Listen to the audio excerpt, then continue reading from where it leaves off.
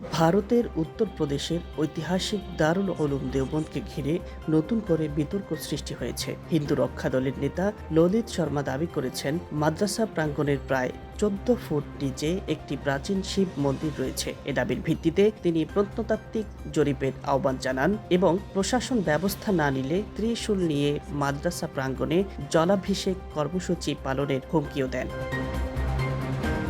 এই ঘটনাকে কেন্দ্র করে অনেকের মনে প্রশ্ন উঠেছে, 1992 সালে বাবরি মসজিদ ধ্বংসের মতো আরেকটি স্পর্শকাতর ধর্মীয় স্থাপনাকে ঘিরে কি নতুন সংঘাতের সূচনা হচ্ছে? যদিও বর্তমান পরিস্থিতি বাবরি মসজিদের ঘটনার সমতুল্য বলা যাবে না, তবু বিতর্কিত দাবি, উস্কানিমূলক বক্তব্য এবং ধর্মীয় স্থাপনাকে কেন্দ্র করে রাজনৈতিক উত্তেজনা নতুন করে উদ্বেগ তৈরি করেছে।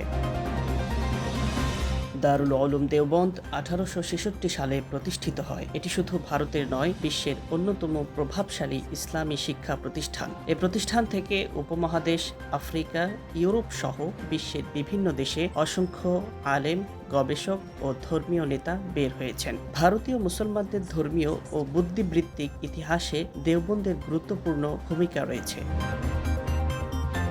এদিকে ললিত শর্মার দাবির পক্ষে এখন পর্যন্ত কোনো সরকারি তদন্ত, প্রত্নতাত্ত্বিক প্রতিবেদন বা আদালতের স্বীকৃত প্রমাণ প্রকাশিত হয়নি। প্রশাসনের পক্ষ থেকেও দারুল উলুম দেওবন্দের নিচে মন্দির থাকার বিষয়ে কোনো আনুষ্ঠানিক ঘোষণা দেওয়া হয়নি।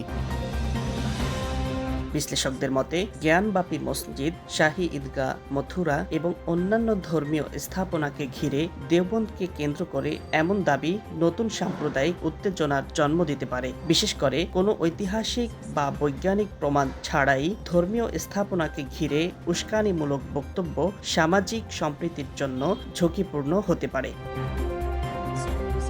দেওবন্দকে ঘিরে সাম্প্রতিক বিতর্ক তাই শুধু একটি প্রতিষ্ঠানের প্রশ্ন নয়, এটি ভারতের ধর্মীয় সহাবস্থান, আইনের শাসন এবং সংবিধান সম্মত অধিকার রক্ষার প্রশ্ন হয়ে উঠেছে। বর্তমানে দেশটির মুসলিম মহল পরিস্থিতির দিকে গভীর নজর রাখছে, আর অনেকেই আশা করছেন যে কোনো বিরোধের সমাধান হবে আদালত ও আইনানুগ প্রক্রিয়ার মাধ্যমেই, সংঘাত বা উস্কানির মাধ্যমে নয়।